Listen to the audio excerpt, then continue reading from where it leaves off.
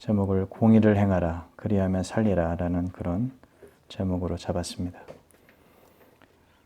성경은 출애굽기하고 신명기 두 군데에서 같이 채택을 했어요. 우선 출애굽기 22장 21절부터 24절까지 그리고 신명기 10장 18, 19절 이렇게 해서 두 곳을 제가 한번 읽어보겠습니다. 너는 이방 나그네를 압제하지 말며 그들을 학대하지 말라. 너희도 애굽 땅에서 나그네 되었음이라. 너는 과부나 고아를 해롭게 하지 말라. 네가 만일 그들을 해롭게 함으로 그들이 네게 부르짖으면 내가 반드시 그 부르짖음을 들으리라.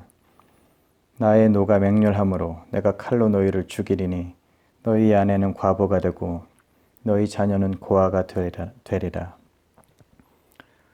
신명기 10장 1절부터 18, 19절 말씀입니다. 고아와 과부를 위하여 정의를 행하시며 나그네를 사랑하여 그에게 떡과 옷을 주시나니 너희는 나그네를 사랑하라.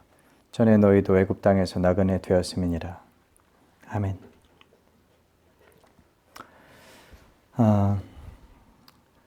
오늘 성경 강론을 시작하기에 앞서서 아까 기도할 적에 여러분들이 혹시 조금 놀라셨을지도 모르겠는데요.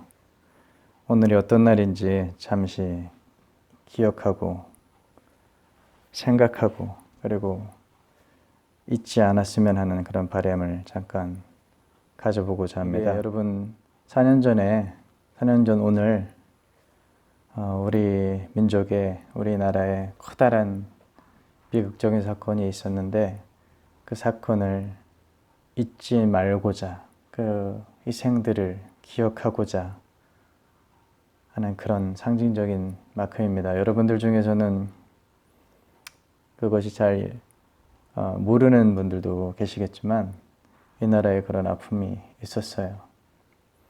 그래서 기억하고자 잊지 말겠노라고 그렇게 다짐하는, 그리고 또 여전히 그 아픔 가운데 있을 그분들에게 위로와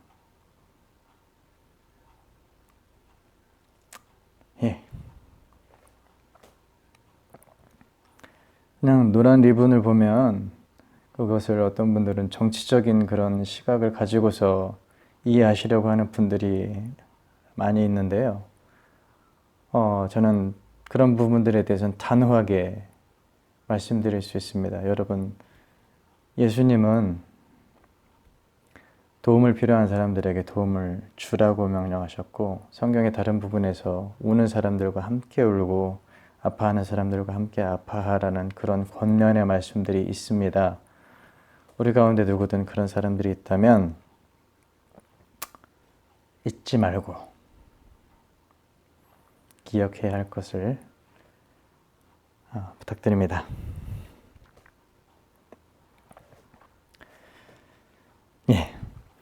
이제 시작할게요.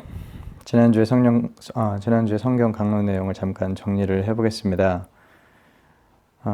우리가 예수님의 가르침에 근거해서 고백하는 것은 하나님은 사랑이시라는 것과 하나님의 형상대로 지으신 우리를 하나님께서 너무나 사랑하셔서 예수 그리스도를 통해서 우리를 하나님께로 다시 돌아갈 수 있는 길을 여셨다는 그것입니다.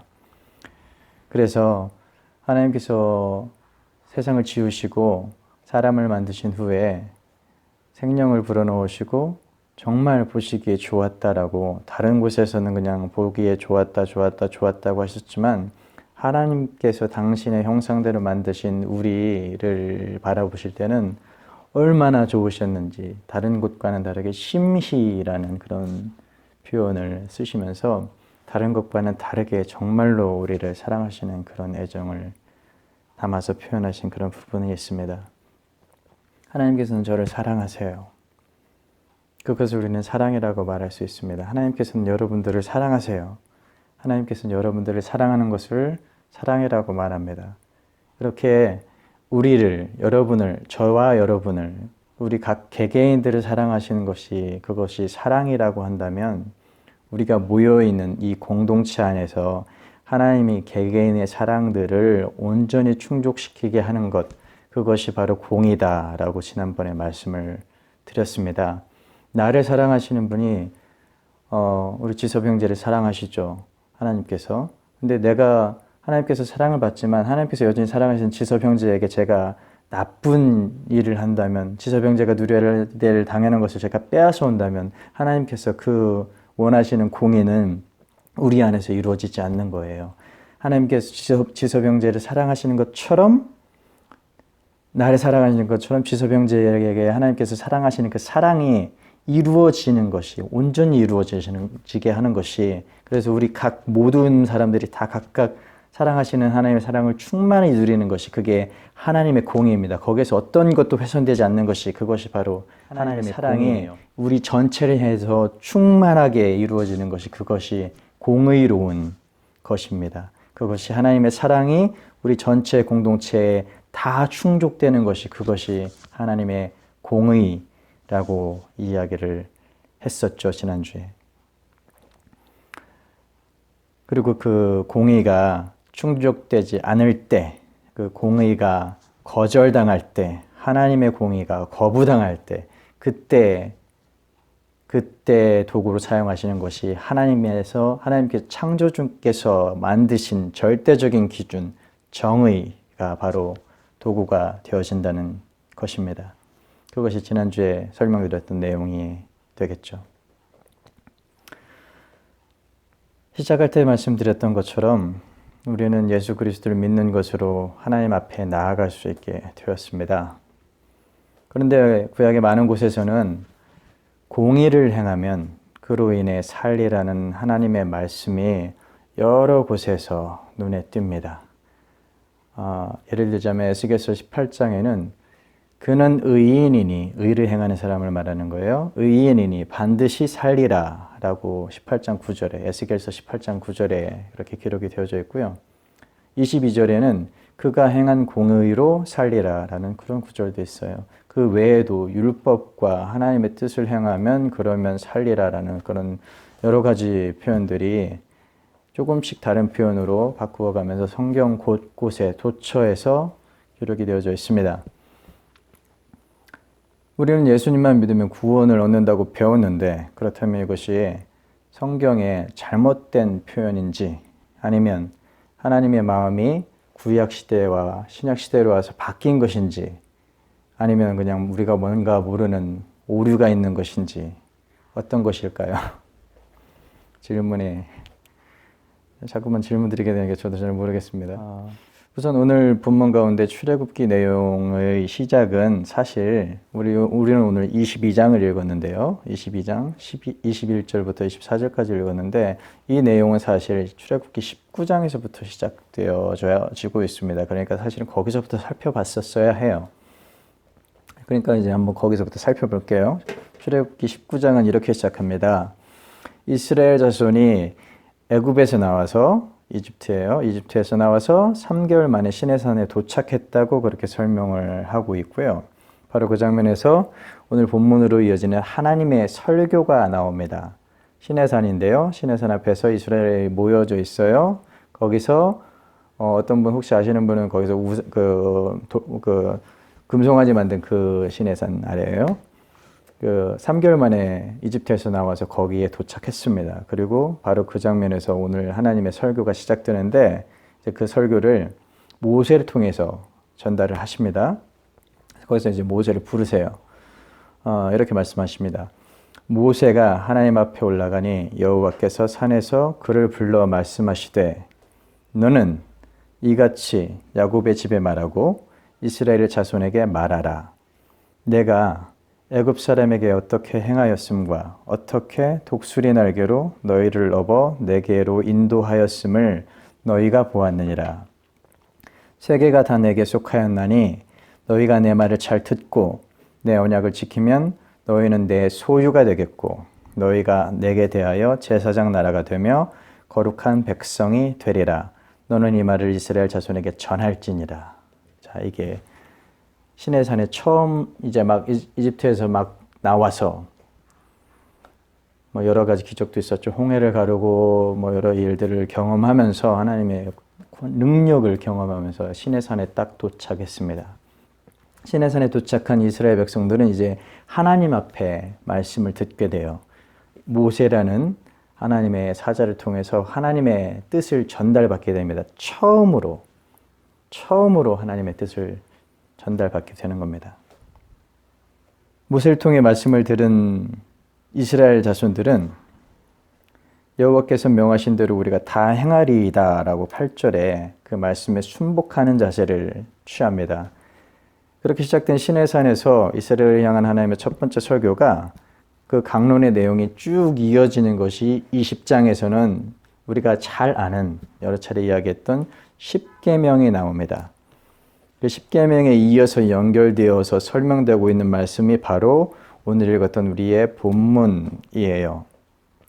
그래서 오늘 본문 말씀은 어쩌면 10계명의 모든 총화라고 할 수 있는, 적어도 이제 저는 그렇게 믿고 있는데 그 총화라고 할 수 있는 공의로운 사회에 대한 말씀으로서 고아와 과부, 나그네 이런 사람들이 등장하고요. 하나님께서 그들을 선대하라는 그런 명령을 하십니다. 또 그렇게 하지 않으면 엄하게 책임을 물으실 거라는 경고도 같이 뒤따라 나옵니다. 우리가 같이 읽었던 바대로요.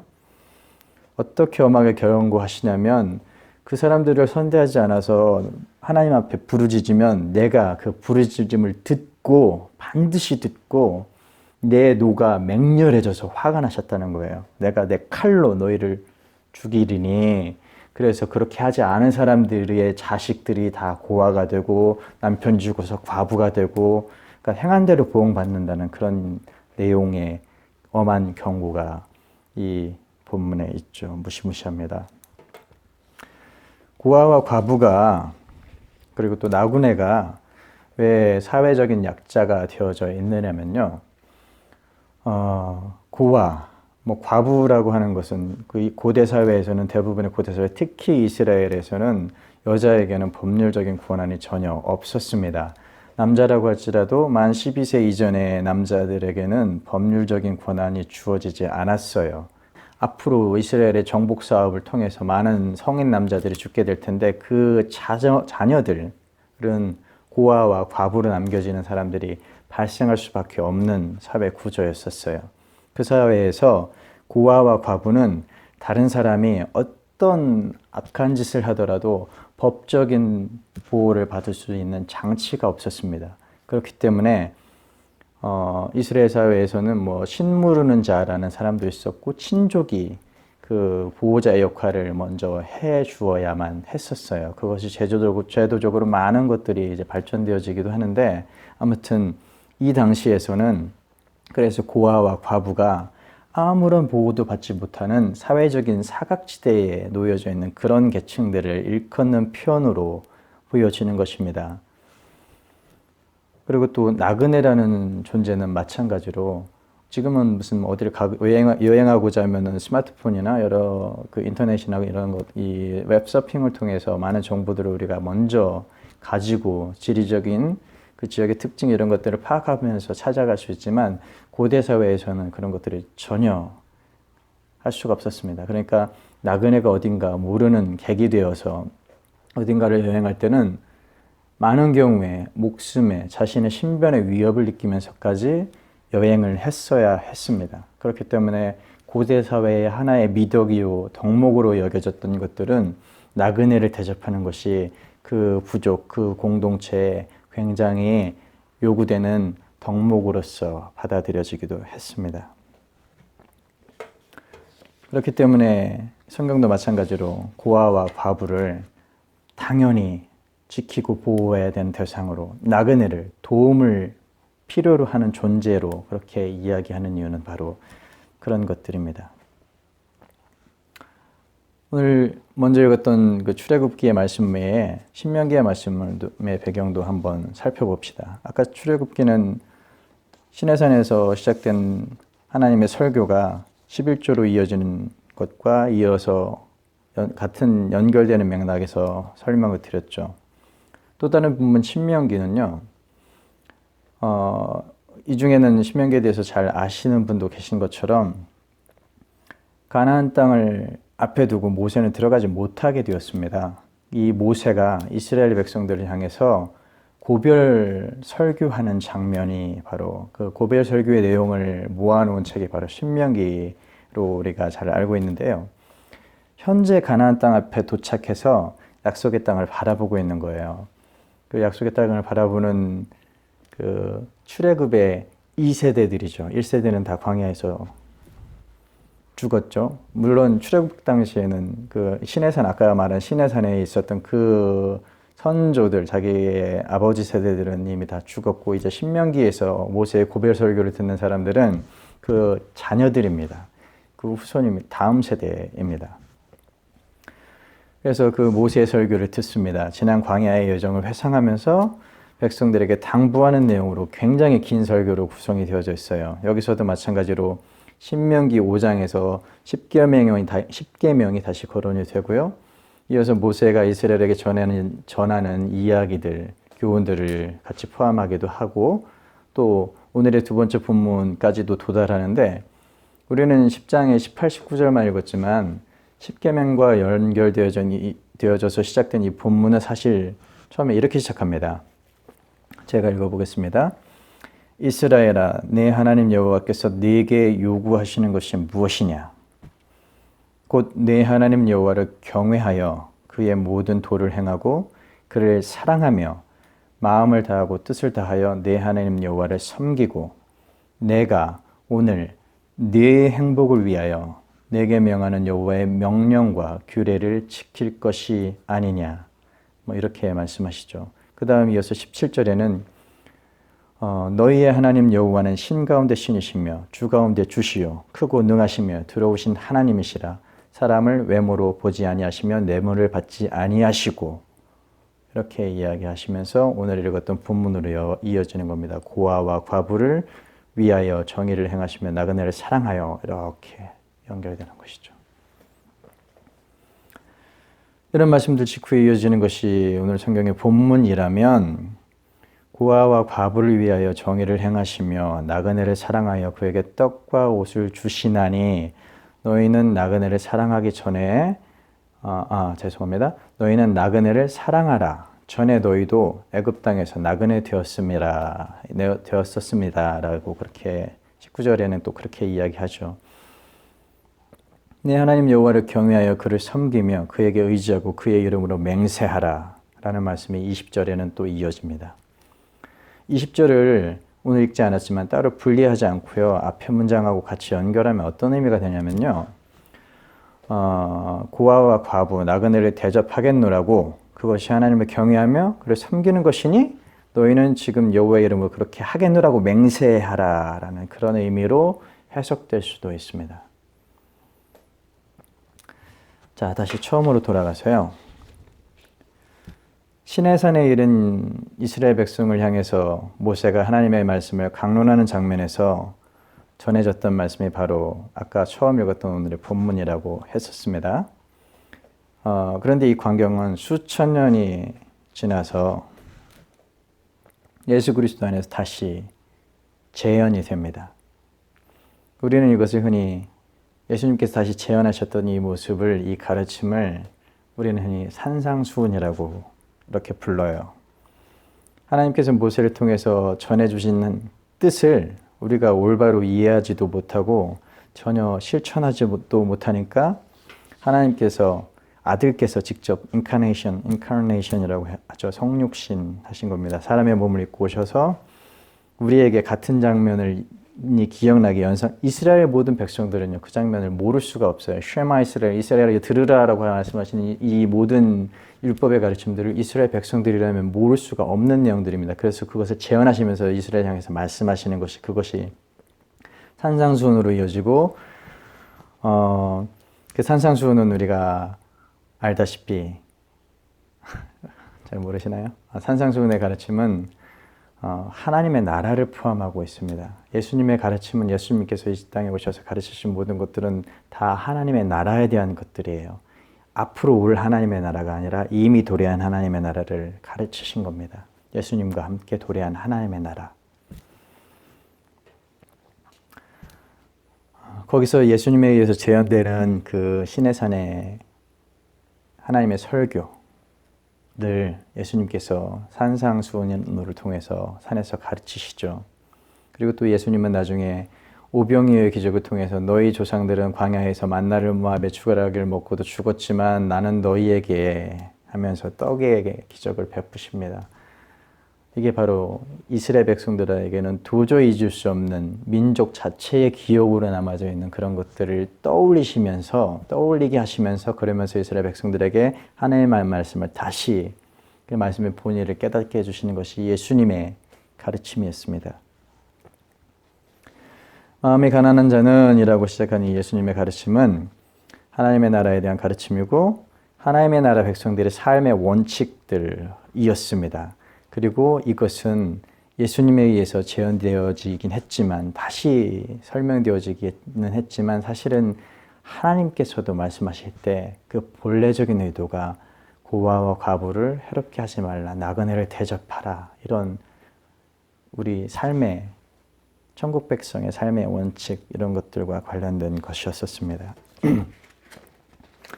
이것을 과거 시내산에서 모세를 통해 전해주신 하나님의 말씀이 십계명이 모든 율법이 다 하나님의 나라에 대한 것이고 하나님의 나라의 백성들이 지켜야 될 원칙에 대한 것이고 또 더 나아가서는 그 배경이 사랑이다.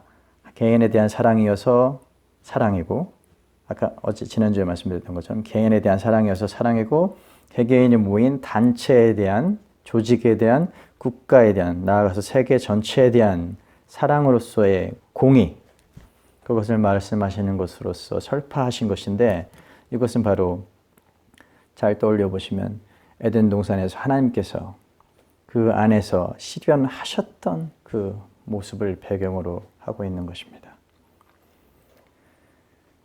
그렇기 때문에 예수 그리스도께서는 율법과 선지자라고 말할 때 이 말씀은 예수님 시대에서 모든 성경을 말하는 거라고 이미 언젠가 제가 말씀을 드렸었죠.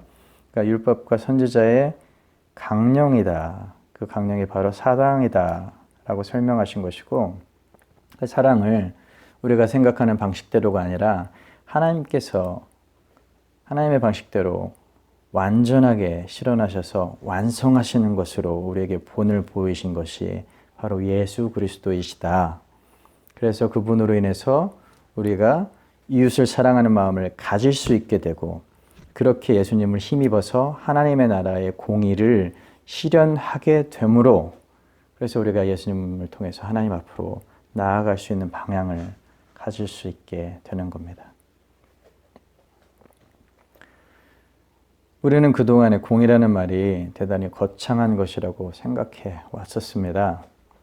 그 공의의 실체는 그런데 풀어서 말하면 정의롭고 공의롭고 의롭고 이런 것이 아니고요. 그 공의라는 것의 실체는 사실은 여기 나와 있는 것들은 오늘 말씀 읽은 것대로 고아와 과부, 나그네, 객 이런 사람들을 선대하는 것이에요. 근데 이런 사람들이 무엇이냐면 지금 우리 시대에 아픔을 당하는 사람들, 고통을 당한 사람들, 소외당한 사람들 그런 사람들을 사랑하는 것 그것이 하나님의 공의라는 것입니다. 그것을 완전하게 성취하시고 실천하신 것이 바로 예수 그리스도이신 것이죠. 그렇게 하나님께서 사랑하시는 우리 모두가 누구도 소외됨이 없이 모두 행복을 누리는 사회가 바로 하나님의 공의가 이루어지는 사회입니다.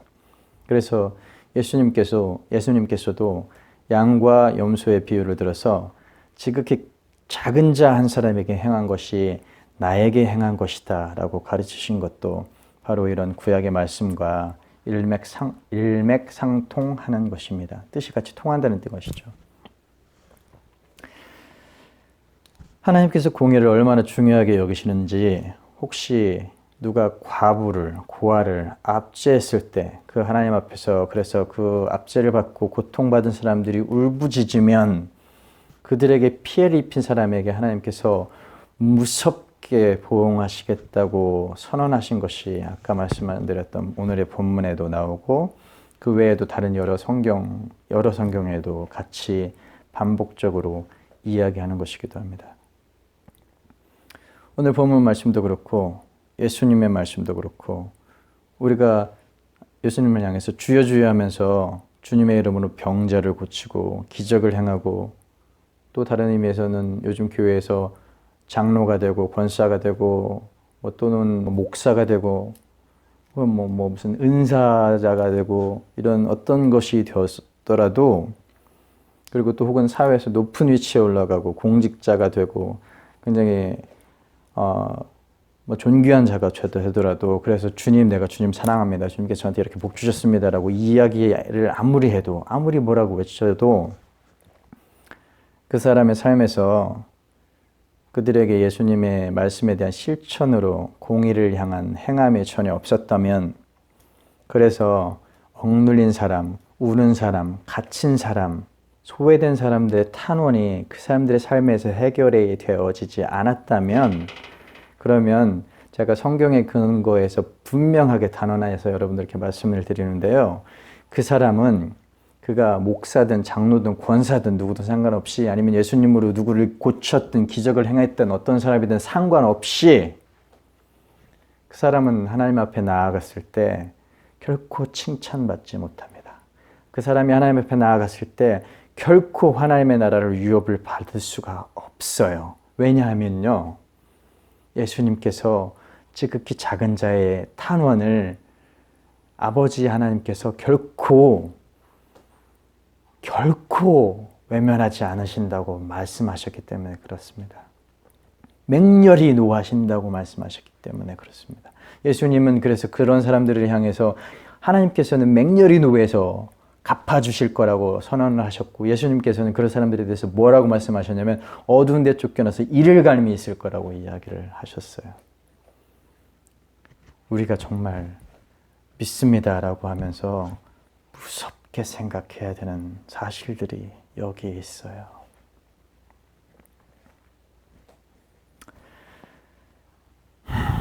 저는 하나님께서 왜 이스라엘 백성들을 이집트에서 노예로 살게 하셨을까 하면서 많은 생각을 해봤는데 아무래도 제 생각에는 직접 압제를 받아보고 갇혀보고 억압당해보고 그렇게 노예의 삶을 직접 경험하게 해보신 것이 다름 아니라 사람들이 타인에 대한 애정과 배려가 없이 사랑이 없이 자기 소견에 좋은 대로 살고 싶어 할 때에 그래서 그 공동체에서 일방은 권력을 독점하게 되고요. 다른 사람들은 사람들의 행복을 빼앗는 결과가 온다는 것을 그리고 그 피해가 얼마나 괴롭고 사람을 힘들게 하고 고통스럽게 하는 것인지를 이스라엘 백성들이 직접 느껴보고 체험하게 하시기 위한 것이 아니었을까 저는 그렇게 생각을 해봐요. 왜냐하면 성경의 많은 구절에서 너희도 애굽 땅에서 나그네 되었었다. 너희도 애굽 땅에서 종되었었다. 이렇게 하나님께서 자꾸 반복적으로 회상해서 상기시켜 주시는 것을 보시면 너네들이 직접 그런 고통을 겪어봤었으니까 너네들은 하지 말아라. 그래서 내가 너희에게 이런 율법도 주고 이렇게 설명해 주신 것이 바로 그런 의도가 아니셨을까 저는 그렇게 생각을 해보게 되었습니다. 그래서 이스라엘 자손들은 자신들의 조상이 그런 노예의 삶을 고통스럽게 살았으니까 자신들은 타인의 행복을 빼앗지 않게 하시려고 함이 아니었을까 이런 생각을 해봤습니다. 오늘 강론을 이만 마치겠습니다. 공의를 행하면 살리라 라는 성경 말씀은 많은 곳에서 나타나요.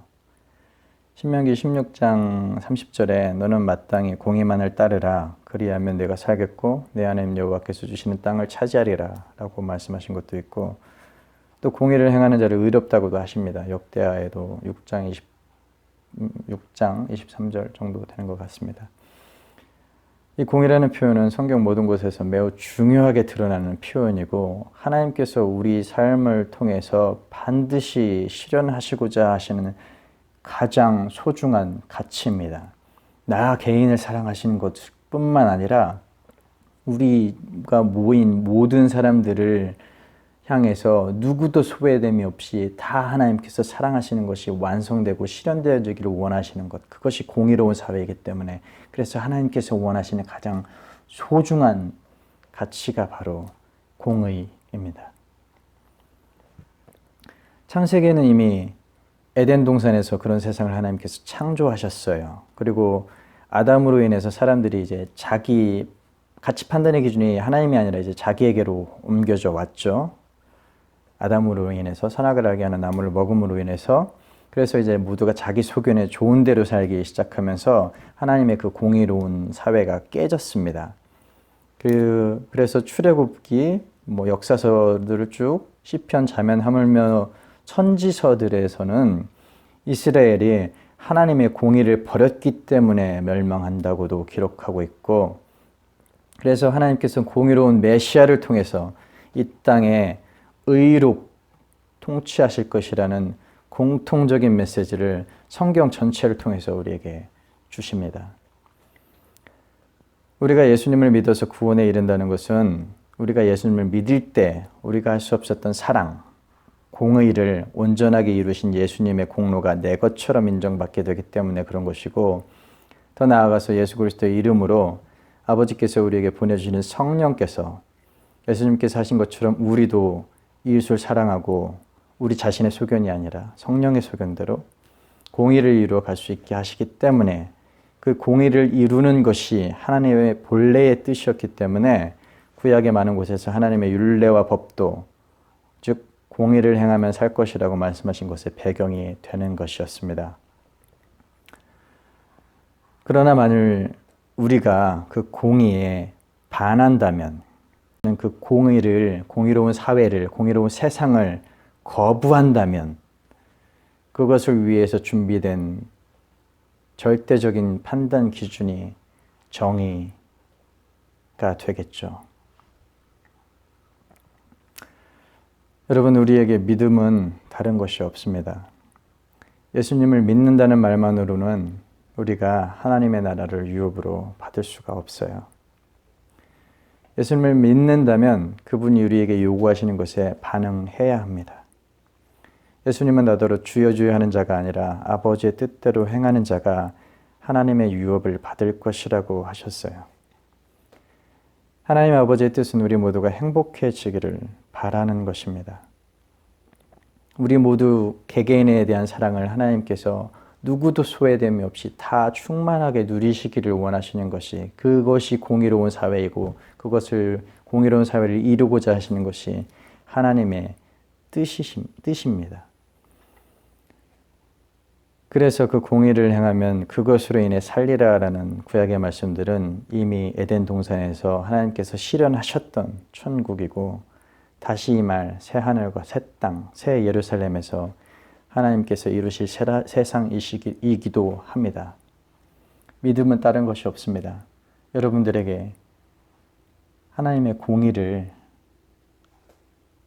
이루어 가도록 함께 노력해야 합니다. 여러분 주변에 누군가 눈물을 흘리는 사람이 있다면 그 사람을 예수님처럼 생각하세요. 여러분 주변에 누군가 아픔에 있는 사람이 있다면 그 사람을 그냥 버려두지 마세요. 그 사람이 울고 있을 때 그 눈물에 우리가 함께 예수님의 마음으로 우리가 그 눈물에 반응하지 못한다면 우리 역시 하나님의 공의 앞에서 벗어나게 됩니다.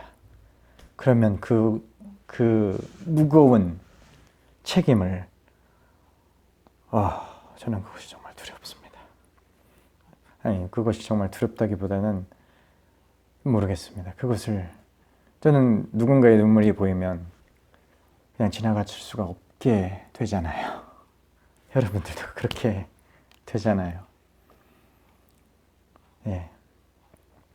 누군가의 눈물 앞에 반응하는 우리들이 되었으면 좋겠습니다. 누군가의 도움이 필요한 그 상황에 예수님의 가르침에 반응하는 우리들이 되었으면 좋겠습니다. 한 주간 평안하시고 다음 주에 뵐게요.